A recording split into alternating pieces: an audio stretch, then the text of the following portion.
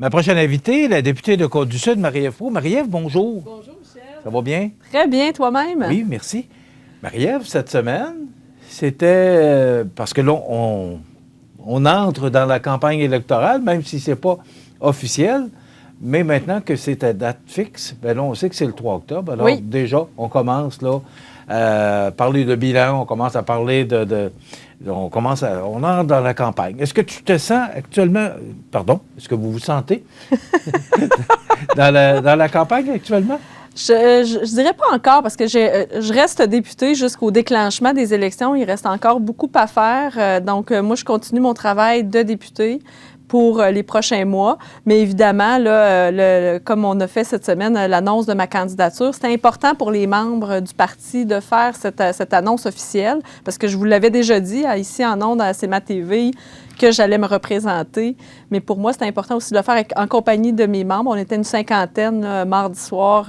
Puis ça m'a permis aussi de faire le bilan de toutes les réalisations qu'on a faites pour Côte-Sud au cours des 4 dernières années. Marie-Ève, est-ce que ça fait partie du protocole? Bon, on le savait, vous nous l'aviez mentionné là, que vous alliez vous présenter pour les prochaines élections. Est-ce que c'est obligatoire d'officialiser les choses comme vous l'avez fait cette semaine? Est-ce que c'est le parti qui vous impose ça? Pas du tout, pas du tout. Okay. C'est vraiment mes membres de la région ici qui ont dit, Marie-Ève, nous, là, on trouve important que tu officialises, puis on veut être présent avec toi. Puis j'ai tout de suite embarqué dans leur idée, dans leur projet, parce que en effet, ça fait du bien de se retrouver. Ça fait du bien. Ça fait 2 ans qu'on ne voit pas nos membres, qu'on ne voit pas là, notre vie politique, notre vie associative là, de la région.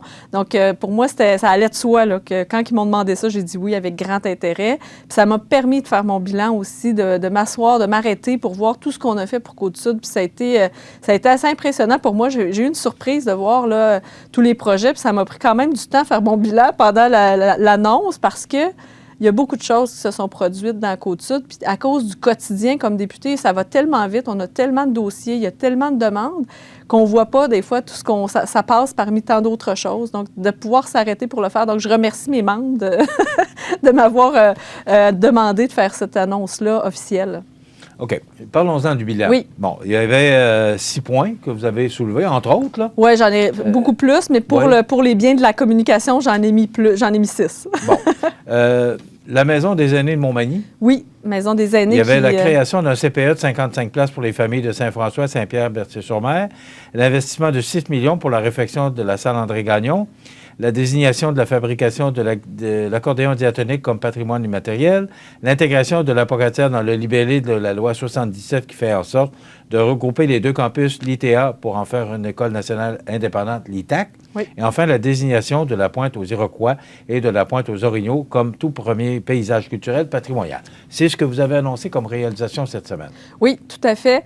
J'ai voulu répartir aussi là, quelques-unes des réalisations là, sur tout le territoire. Hein. Côte-du-Sud, c'est quand même grand, mais il y en a d'autres. Moi, une qui m'a fait vraiment plaisir, c'est que la Ville de Montmagny cherchait depuis longtemps à faire en sorte que la 132 puisse avoir accès aux subventions du ministère des Transports. Pour le moment, depuis jusqu'à l'année dernière, c'était la Ville qui devait payer les réfections de la 132 parce qu'il ne se catégorisait pas bien dans le programme. Donc, on a travaillé fort à convaincre le MTQ, le ministère des Transports, pour faire intégrer Montmagny. Puis ça, j'ai vu là, le bonheur des gens de la Ville de Montmagny pour pouvoir accéder à des subventions, libérer, dans le fond, des montants de leur budget municipal pour faire d'autres choses. Puis maintenant, ils se qualifient pour des subventions pour la 132, puis ça paraît déjà. Donc, ça, pour moi, c'est des réalisations là, qui valent beaucoup parce que ça fait plaisir à des gens. Puis des fois, c'est des aberrations administratives que tu dis, voyons, ça se peut pas. Pourquoi c'est comme ça? Puis on questionne, puis on arrive à faire changer les choses. Donc ça, pour moi, je suis très fière. Il y a le tribunal aussi, le projet pilote pour le tribunal spécialisé en matière de violence sexuelle et conjugale qui sera à Montmagny pour les prochaines années. Pour moi, c'est une grande victoire comme femme, comme première femme députée de la région, de pouvoir avoir accès à un projet pilote. Là, j'étais très fière que mon collègue Simon Jolin-Barrette pense à Montmagny pour ce tribunal. Est-ce que, on a parlé de quelques réalisations, là, parce que c'est celles que vous avez nommées ou mentionnées lors de votre annonce mardi. Mais est-ce que vous avez réalisé tous vos projets? Quand on se présente comme député, on a des ambitions. Est-ce que vous avez réalisé tout ce que vous vouliez ou encore vous auriez aimé avoir ça peut-être 2-3 ans de plus ou encore vous demandez un nouveau mandat de 4 ans là, pour réaliser ces projets-là? Bien, je vous dirais que j'avais pas pris beaucoup d'engagement. Je voulais vraiment me familiariser. Il y avait un engagement qui était clair pour moi, puis un grand projet que j'avais. Mon premier engagement qui était clair, que je m'étais engagée devant la population, c'était d'arriver à trouver une entente pour répondre aux exigences de Mes soins restent ici à la Pocatière. Avec eux, j'avais travaillé avec le groupe Mes soins restent ici, puis une des premières choses que j'ai commencé à faire, c'est de travailler avec eux, travailler avec les centres de santé et services sociaux, les 6, du Bas-Saint-Laurent et de Chaudière-Appalaches, pour faire une entente entre les 2 CIS, parce qu'on est une population qui est entre 2 régions administratives. Hein? Oui. Il y a des gens de Lillet qui sont là, Saint-Jean-Port-Joli, Lillet, qui vont des fois à la Pocatière, les gens de la Pocatière qui n'ont pas de service, qui viennent à Montmagny. Donc, moi, je voulais qu'on a fait une entente historique entre les 2 CIS au début du mandat, puis ça a été quand même là, d'apporter les gens à travailler dans ce sens-là, parce que le gouvernement avait dit avec la réforme Barrette, on coupe ça à la Pocatière. C'est coupé au couteau, on ne peut pas traverser la frontière. Fait que moi, je trouvais ça inacceptable. Il faut penser aux populations locales puis au mouvement de population. Fait que donc, on a fait cette entente. Pour moi, c'est une grande réalisation. Puis ça, c'est un engagement que j'avais. Il y a le complexe sportif culturel que j'avais aussi en tête. Évidemment, c'est un projet de longue haleine, là. C'est un projet de plusieurs millions de dollars, un projet pour les 60 prochaines années. Tout de suite, la première journée que je suis rentrée en poste, c'est la première rencontre que j'ai convoquée. Je suis très fière de ça. Le projet est en marche. Vous allez avoir des nouvelles, d'ailleurs, prochainement à ce sujet. Prochainement, c'est quoi ça? Vous allez voir.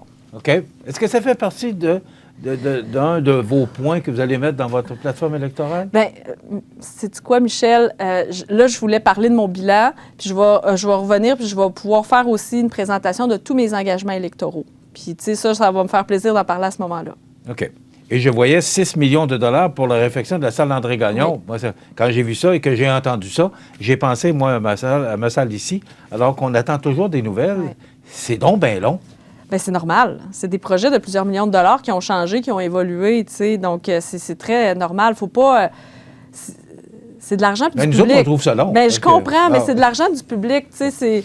C'est sûr que c'est sûr que là, les gens se comparent quand tu es en affaires, tu as un projet, tu as l'argent où tu vas te faire financer, puis tu pars. Dans le gouvernement, c'est pas comme ça. Il y a beaucoup, beaucoup de détails, puis... des fois, c'est ça, ça ne rentre pas dans les cases, il faut travailler autrement, il faut trouver d'autres approches, il faut collaborer. C'est ça aussi, des fois, l'approche de l'appareil gouvernemental. Si vous voulez un projet puis que ça aille vite, financez-le au privé. C'est ça que j'ai envie de vous dire.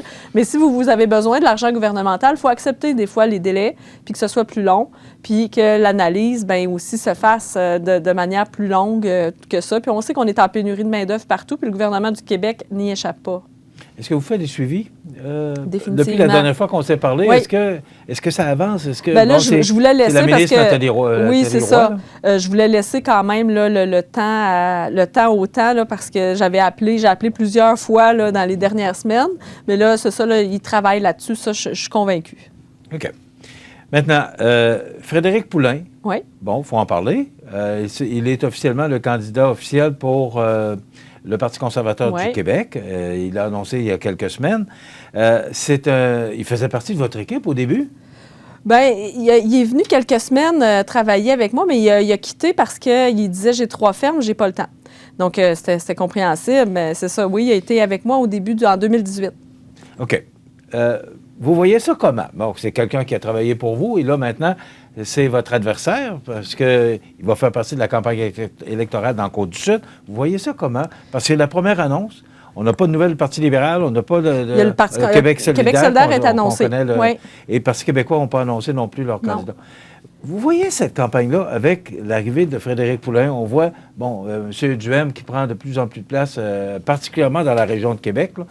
Vous voyez ça comment, Marie-Ève? Parce que là, on connaît le candidat du Parti conservateur du Québec dans notre région. Oui. Bien, je vois ça comme sain pour la démocratie. S'il n'y avait pas de candidat, ça irait pas bien. Moi, je pense que ça prend des candidats, ça prend une campagne électorale. Il faut que les gens de Côte-Sud aient le choix, puis voient le choix qu'ils feront. Ça va expliquer aussi, chaque parti a sa vision, chaque parti a ses allégeances, ses façons de voir la réalité. Moi, je trouve ça sain pour notre démocratie qu'il y ait différents candidats qui se présentent aux élections. Et c'est un candidat de plus parce qu'aux dernières élections, le Parti conservateur du Québec n'était pas là. Oui, il était là. Oui, il y avait quand même il y avait un candidat ici. conservateur. Il y avait, oui. Oui? Ah, OK. La mémoire fait défaut. La seule chose, c'est qu'il y a eu une pandémie, puis ça a créé un mouvement peut-être plus fort chez le Parti conservateur du Québec, qui, là, paraît plus au niveau national qu'Adrien Pouliot, mais il y avait des candidats ici. OK, parce que j'ai animé le débat, souvenez-vous, j'ai animé le débat, puis il n'était pas là.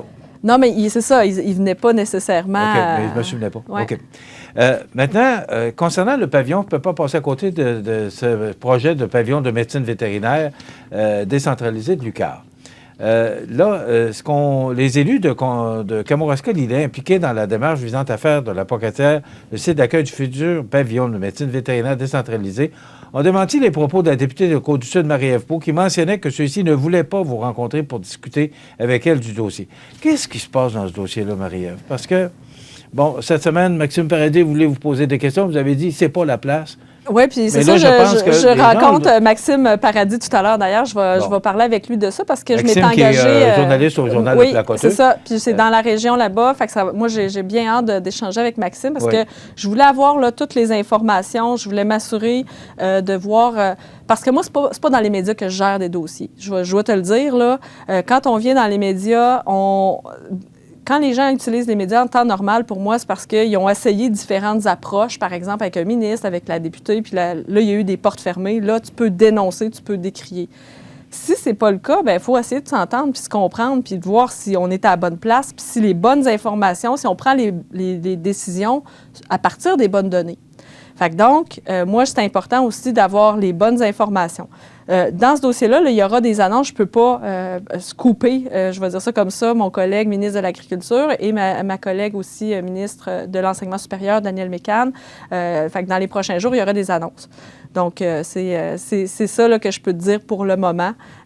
Puis, je ne peux pas en dire plus. Mais c'est ça, tu sais, puis je trouve que ça a dérapé un peu sur la place publique. Ça, je peux pas te le cacher. Puis ça, pour moi, il y a moyen de se parler. La communication doit se faire de manière ouverte, transparente. Ça, s'il y a quelque chose que je veux mettre de l'avant, là, sans te présenter mes engagements, mais pour moi, je vais continuer de taper sur le clou, de communiquer, travailler dans l'ouverture, se concerter, avoir une vision, déterminer des objectifs communs pour la région. Ça, pour moi, c'est la base, là, dans n'importe quel dossier, n'importe quel projet. Dans ce projet-là, ça faisait 2 ans là, que cette étude-là avait cours, puis il n'y a personne qui m'a interpellée là-dessus, personne ne m'a parlé de ça, personne n'a mis ça sur la place publique. Puis là, quelques jours avant, peut-être une annonce que je ne connais même pas la teneur, bien, on sort dans les médias avec ce genre de demande-là. Je trouve ça particulier, Michel, je ne peux pas te le cacher. Moi, je trouve qu'il y a moyen de travailler intelligemment, il y a moyen de travailler ensemble, il y a moyen de trouver des opportunités pour la région, puis il y en a plein d'opportunités, il suffit de s'en parler. Bon, est-ce qu'on est en train d'échapper, Marie-Ève, parce qu'on entend parler de Rimouski, là? Est-ce que... Il n'y a pas d'échappage. Non, pas en tout. Okay. Ah, non. C'est important, parce que pour les gens de ce coin-là... Puis, il faut comprendre, c'est ça, tu sais, ça me fera plaisir de t'en reparler. Une fois que mon collègue aura fait son annonce, là, ça me fera plaisir là, de prendre le temps de m'asseoir avec vous autres puis t'expliquer là, comment ça fonctionne puis qu'est-ce qui se passe. Il faut se rappeler que c'est pas le gouvernement du Québec dans cette histoire-là. Vous êtes toujours la bienvenue, vous le savez. Ben Quand il y a des dossiers, on est toujours ouvert à vous recevoir. Moi, je vais vous parler, parce que le temps passe très vite, là. Votre collègue Gilles Bélanger, député d'Orford, a confirmé le 11 mai dernier que la technologie Starlink, que je ne connaissais pas, et je suis allé voir, et selon Wikipédia, c'est une constellation de satellites permettant l'accès à Internet par satellite déployé et géré par le constructeur aérospatial américain SpaceX, reposant sur plusieurs milliers de satellites de télécommunications. Et vous allez comprendre pourquoi je suis allé voir la définition de tout ça. C'est placé sur une orbite terrestre basse qui couvrira tous les résidents de l'île aux Grues. Enfin, on sait c'est quoi? Parce que je ne savais pas c'était quoi. Oui, mais c'est Elon Musk qui vient d'acheter Twitter, qui est propriétaire de SpaceX. OK. Donc, on est dans les grosses technologies. C'est de l'innovation pure. C'est vraiment intéressant. Puis, on avait, pour les îles au Québec, on s'est... Bon, c'était ma prochaine question. Est-ce que juste l'île aux Grues? Non. Ou ce sont tous les insulaires du Québec? Tous les insulaires du Québec auront accès à Starlink comme technologie. Évidemment, la technologie est encore assez chère, fait qu'on ne pourrait pas l'offrir à tout le Québec. Donc, puis la fibre optique demeure encore la technologie la plus probante, la plus utile, la plus efficace et durable. Mais Starlink, ils vont avoir un Internet à peu près meilleur que tout le monde parce que c'est très, très fort là, en ce moment, c'est réputé. Mais c'est ça. Donc, tous les insulaires de l'île, fait que pour eux, là, c'est une excellente nouvelle. Ils n'auront plus de problème Internet, mais pas du tout. Puis on dit ça coûte cher, mais ce qui arrive, c'est dans ces ententes-là, excuse-moi, il va y avoir un tarif à peu près unique pour tous les Québécois à Internet. Un accès là, à peu près. Ce que ça coûte à Montréal, ça va coûter la même chose partout au Québec, peu importe où on se trouve, peu importe combien ça a coûté branché. La différence va être couverte par le gouvernement. Mais ce que je comprends, si ça coûte plus cher. Si c'est pour 70 les si gens c'est sur les 70 insulaires, mais que Starlink coûte 100 ben le 30 va être couvert.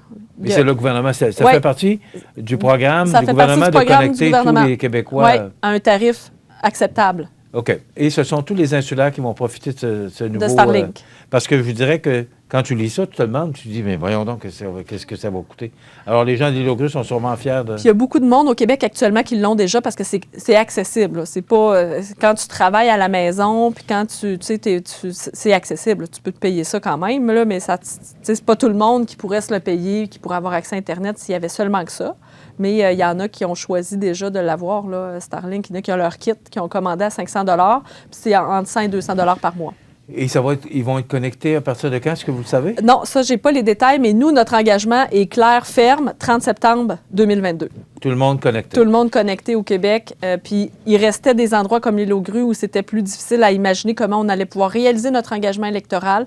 Avec l'entente avec Starlink, on vient de s'engager à brancher 100 des gens. Il nous reste 90 secondes. Et vous avez fait, à l'Assemblée nationale, vous avez fait une éloge par rapport à Julie Roy, qui vient de se porter acquéreur de l'hôtel Loiselière. Maintenant, qui va prendre la place? Parce que vous êtes presque en campagne électorale. Vous avez besoin d'aide. Il y a Thomas Bélanger qui vous donne j'ai une équipe bon coup de de main, 3 là. personnes qui est là avec moi. Est-ce que votre équipe est montée? Oui, c'est ça. Oui, j'ai beaucoup de monde avec moi en ce moment. Là. Puis oui, OK. mon équipe est là, puis on travaille ensemble, ça va bien. Est-ce qu'il y a quelqu'un qui va prendre la direction générale? J'ai pas besoin de direction. Là. C'est de la poutine interne, là, qui fait quoi, puis tout ça. Mais non, ça va bien. Là. J'ai une belle équipe. Je cherche encore des gens pour compléter, mais tu sais, j'ai beaucoup d'aide, puis ça va très bien avec l'équipe actuelle. On n'est pas officiellement en campagne, mais ce que je comprends, c'est que vous êtes en campagne. C'est parti. Bien, moi, je continue de faire mon travail de député. Je vais être en campagne la journée où on déclenchera les élections. On va suivre ça avec intérêt. Oui, puis j'ai bien hâte de revenir vous voir pour vous parler de mes engagements. D'abord, puis aussi, bien, si vous avez des nouvelles entre-temps, des dossiers chauds, parce que de gros dossiers à Montmagny qui sont sur la table qu'on a hâte de voir tout à fait. leur réalisation. Je suis ça de près. Et la salle d'Édouard Bélanger, c'est sûr, et le complexe sportif de santé durable, ça nous tient à cœur. Tout à fait. C'est la même chose pour moi. Merci beaucoup, Marie-Ève. Merci. Bonne fin de semaine. Merci. Marie-Ève Proulx, qui est députée de Côte-du-Sud. On s'arrête